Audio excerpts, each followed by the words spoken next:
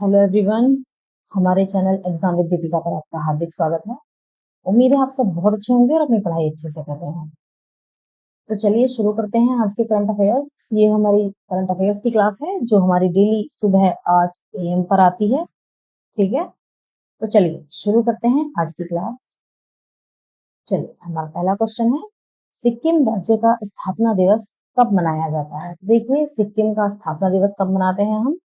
सिक्किम का स्थापना दिवस हम मनाते हैं 16 मई को। देखिए, 16 मई 2024 को सिक्किम का हमने देखिए सिक्किम का 49वां स्थापना दिवस मनाया गया है। और 1975 तक सिक्किम के बारे में थोड़ा सा जान लेते हैं। 1975 तक क्या हुआ था, सिक्किम पर जो शासन था वो नमग्याल राजवंश का था। ठीक है, किसका था? नमग्याल राजवंश। ये है नमग्याल राजवंश, इनका शासन हुआ करता था सिक्किम में 1975 तक। उसके बाद क्या हुआ, संविधान, भारतीय संविधान जो 35वां संशोधन था 1974 में लाया गया। 1974 जो लाया गया उसके तहत सिक्किम को भारत का संयुक्त राज्य बना लिया गया। ठीक है, यानी कि सिक्किम को भारत का राज्य लगभग राज्य बना लिया गया। परंतु उसके बाद 36वां संविधान संशोधन किया गया 1975 में। 1975 में सिक्किम को भारत का पूर्ण राज्य का दर्जा दे दिया गया। यहाँ सिक्किम भारत का पूर्ण राज्य बन जाता है 1975। ठीक है, और पूर्ण राज्य बनने के बाद जो सिक्किम का नाम है वो संविधान की पहली अनुसूची में जोड़ दिया जाता है। सिक्किम राज्य की स्थापना किसमें है? भारत के 22वें राज्य के रूप में हुई 16 मई 1975। देखिए, ये एग्जाम में बहुत पूछा जाता है कि सिक्किम की स्थापना किस वर्ष हुई थी। तो सिक्किम की जो स्थापना है वो 1975 को हुई थी। ठीक है, सिक्किम की बात कर रहे हैं हम, तो ये है मैप में सिक्किम। तो देखिए, सिक्किम की बात कर रहे हैं हम। सिक्किम की जो राजधानी है वो गंगटोक है। इसका भूगोल भूगोल क्या कहता है, ये पूर्व में, सिक्किम के पूर्व जो है, देखिए उसमें पूर्व साइड जो है, इधर जो है ये भूटान है, और सिक्किम के इधर क्या है, नेपाल है। इधर क्या लगता है, चाइना लगता है। ठीक है, देख लेते हैं, उत्तर में तिब्बत लगता है और दक्षिण में पश्चिम बंगाल। राज्यपाल कौन है यहाँ के? श्री लक्ष्मण लक्ष्मण प्रसाद आर्य हैं। और मुख्यमंत्री कौन है सिक्किम के? ये है प्रेम सिंह तमांग। ठीक है, सिक्किम में लोकसभा सीटें कितनी है? एक। राज्यसभा की सीटें एक है। राजकीय पशु यहाँ का लाल पांडा है। राजकीय पक्षी की बात कर लेते हैं, हरा शाही कबूतर यहाँ का राष्ट्रीय पक्षी है। राष्ट्रीय उद्यान क्या है यहाँ का? खांगचेनजोंगा यहाँ का राष्ट्रीय उद्यान। ठीक है, चलिए अगला प्रश्न हम देख लेते हैं। भारत के प्रसिद्ध खिलाड़ी सुनील छेत्री ने संन्यास की घोषणा की है। सुनील छेत्री किस खेल से संबंधित? तो देखिए, जो सुनील छेत्री हैं वो फुटबॉल के खिलाड़ी हैं। ये मैप में आप देख रहे हैं, ये सुनील छेत्री हैं। ठीक है, सुनील छेत्री के बारे में जान लेते हैं। इन्होंने अपने अंतरराष्ट्रीय करियर की जो शुरुआत है वो 2005 में की थी पाकिस्तान के खिलाफ। और इन्होंने अपने पूरे करियर में 94 गोल किए हैं, 94 गोल किए हैं। और देखिए, जो सुनील छेत्री हैं ये दुनिया के टॉप मोस्ट जो फुटबॉल प्लेयर हैं उनमें आते हैं। देखिए, नंबर 1 पर आते हैं क्रिस्टियानो रोनाल्डो, नंबर 2 पर आते हैं अली डेई, और नंबर 3 पर आते हैं लियोनेल मेसी। नंबर 4 की बात करें तो सुनील छेत्री आते हैं। ठीक है, ये सुनील छेत्री नंबर 4 पर आते हैं। और इन्होंने सबसे ज्यादा अपने करियर में जो गोल किए हैं वो कितने गोल किए हैं? 94 गोल किए हैं। ठीक है, तो चलिए ये कहाँ से संबंधित है जान लेते हैं। आंध्र प्रदेश से संबंधित है, सिकंदराबाद से। अब जो इनका क्षेत्र है वो कहाँ लगता है? तेलंगाना में लगता है। इन्हें पद्मश्री अवार्ड दिया गया था 2019 में। मेजर ध्यानचंद अवार्ड दिया गया इन्हें 2021 में। और अर्जुन अवार्ड मिला है इन्हें 2011। ठीक है, चलिए अगला प्रश्न हम देख लेते हैं। पद्मश्री प्राप्तकर्ता और लेखिका मालती जोशी का निधन हो गया है। इन्हें किस वर्ष पद्मश्री पुरस्कार प्रदान किया गया था? तो देखिए, इन्हें पद्मश्री पुरस्कार मिला है 2019 में। 90 वर्ष की आयु में इनका निधन हो गया है। ठीक है, ये कौन थी? ये वरिष्ठ लेखिका, कहानीकार थी। इनका जन्म कहाँ हुआ था? इनका जन्म हुआ था महाराष्ट्र में, औरंगाबाद में। ये हिंदी और मराठी भाषा की लेखिका थी। ठीक है, हिंदी और मराठी भाषा की।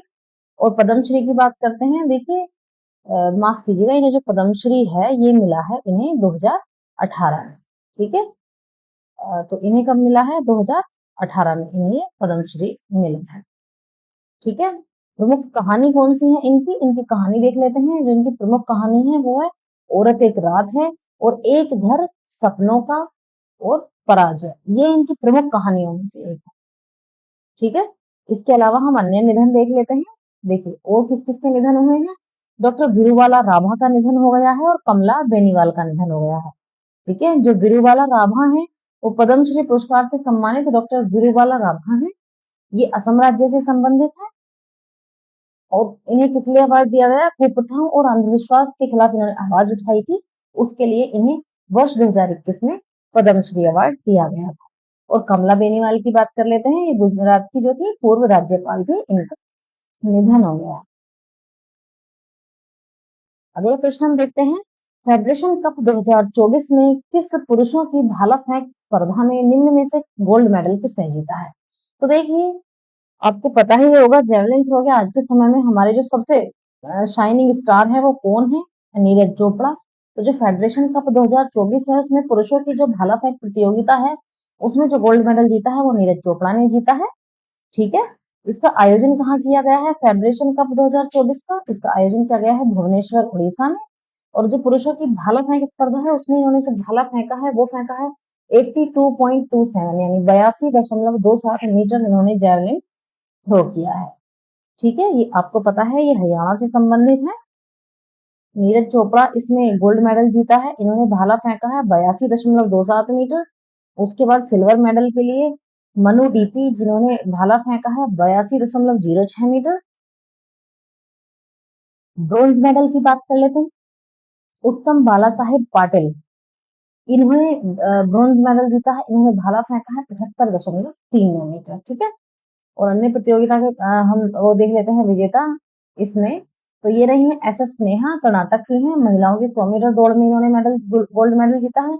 गुरविंदर सिंह जिन्होंने पुरुषों की 100 मीटर दौड़ में गोल्ड मेडल जीता है। चलिए अगला क्वेश्चन हम देखते हैं, नेशनल सैंपल सर्वे ऑफिस यानी एनएसएसओ के अनुसार 2024 की जनवरी से मार्च तिमाही, तिमाही का मतलब होता है 3 महीने का जो एक वो होता है पीरियड, उसे हम तिमाही कहते हैं। ठीक है, तो जनवरी से मार्च की जो तिमाही है उसमें भारत में शहरी बेरोजगारी दर कितनी रही है।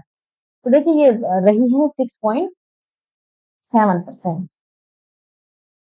तो ठीक है, इस रिपोर्ट में क्या कहा गया है कि देश के जो शहरी इलाके हैं उसमें 15 साल और उससे ज्यादा उम्र के जो लोग हैं उनमें बेरोजगारी की जो दर है उसमें गिरावट आई है और अभी जो बेरोजगारी की दर है वो है 6.7%। ठीक है, महिलाओं की बेरोजगारी देखें तो ये महिलाओं की जो बेरोजगारी दर है वो 8.5% रही है और पुरुषों की जो बेरोजगारी दर है वो बढ़ गई है 6.1, जबकि महिलाओं की जो बेरोजगारी दर है वो घटी है।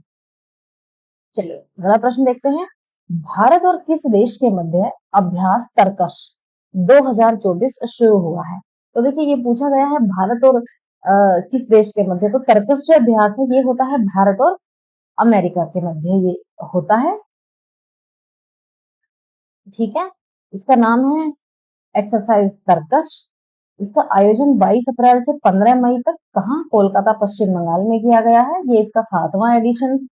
ये किस किस के बीच होता है, ये होता है एनएसजी और SOF. NSG means national security guard जो भारत की फोर्स है और स्पेशल ऑपरेशन फोर्सेस ये है अमेरिका की, इन दोनों के बीच ये एक्सरसाइज हुई है, एक्सरसाइज तर्कश। इसका उद्देश्य क्या है, आतंकवादियों द्वारा ले जा रहे रासायनिक हथियारों को निष्क्रिय करना इसका उद्देश्य है। इसकी शुरुआत हुई थी 2018 में और इसका छठा जो एडिशन है वो हुआ था तमिलनाडु में। ठीक है, चलिए अगला क्वेश्चन देख लेते हैं, centre for world university ranking यानी CWUR जो रिपोर्ट 2024 है उसके अनुसार भारत की कौन सी यूनिवर्सिटी टॉप पर रही है।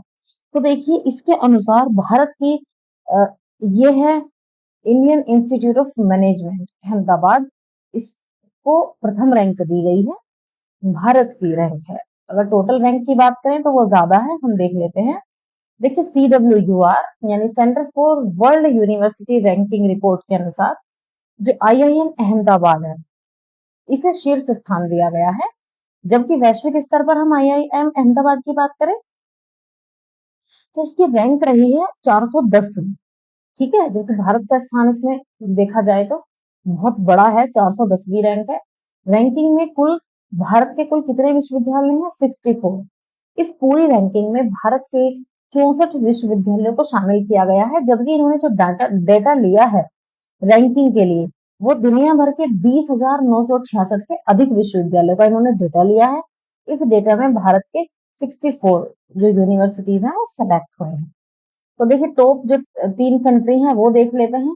पहली है फॉरेन कॉलेज यूएसए, दूसरी है Massachusetts institute of technology USA, तीसरी भी अमेरिका से ही है, ये है स्टैनफोर्ड यूनिवर्सिटी यूएसए। तो देखिए पहले, दूसरे और तीसरे स्थान पर जो बने हुए हैं वो अमेरिका है। इस रिपोर्ट को जारी कौन करता है? Centre for world university ranking से जारी करता है। चलिए अगला प्रश्न हम देख लेते हैं। अगला प्रश्न है वर्ल्ड टेली कम्युनिकेशन डे 2024 की थीम क्या रही है? तो देखिए वर्ल्ड टेली कम्युनिकेशन डे 2024 की जो थीम रही है वो रही है digital innovation for sustainable development. ठीक है, तो हम कब मनाते हैं इस दिवस को? प्रत्येक वर्ष हम 17 मई को वर्ल्ड टेलीकम्युनिकेशन डे हम मनाते हैं।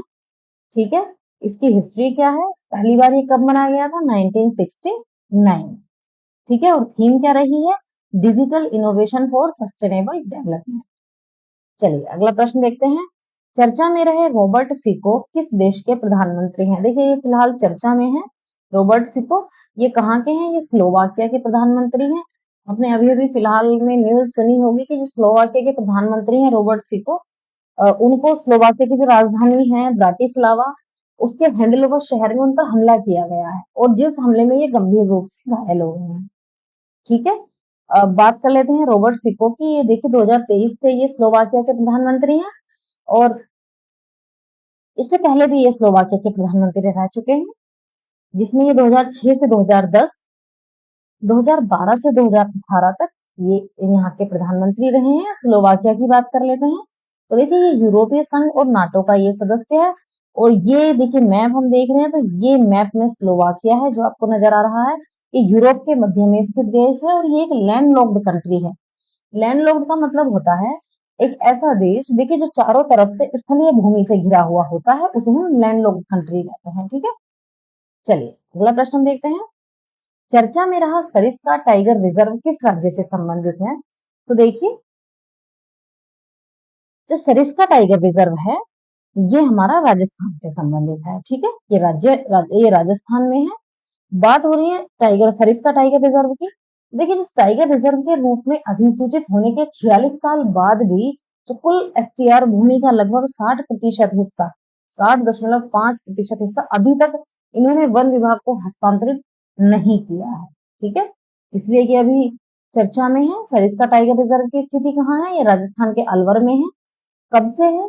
1958 में इसे वन्य जीव अभ्यारण्य घोषित किया गया था, और इसे नेशनल पार्क कब बनाया गया था? 1979 में। ठीक है, तो चलिए आज की क्लास में इंपॉर्टेंट डाटा सब यही था। ठीक है, अच्छे से पढ़ते रहिए, अपना रिवीजन बहुत बढ़िया से करते रहिए। आपके एग्जाम्स बहुत ज्यादा दूर नहीं है। अभी आपके आने वाले एग्जाम्स में है यूपी पुलिस, आपका फिलहाल एसआई आरपीएफ का एग्जाम भी आपका बहुत ज्यादा लेट नहीं होगा, उम्मीद है टाइमली हो जाए। तो आप अपनी पढ़ाई करते रहिएगा। एसएससी अपना एग्जाम टाइम से ले लेती है। एसएससी के जितने भी आपके एग्जाम हैं, सीएचएसएल है, ये जो भी आपका एग्जाम है उसकी तैयारी आप करते रहिएगा, रिवीजन करते रहिएगा कंटिन्यू। ठीक है, और वीडियो अच्छी लगी हो तो वीडियो को लाइक एंड शेयर करें, और हमारे चैनल को सब्सक्राइब जरूर करें। ठीक है, तो आपको इम्पोर्टेंट डाटा मिलता रहेगा कंटिन्यू ऐसे ही। तो अपनी पढ़ाई अच्छे से करते रहिएगा। चलिए मिलते हैं आपको कल की क्लास में। Thanks for watching.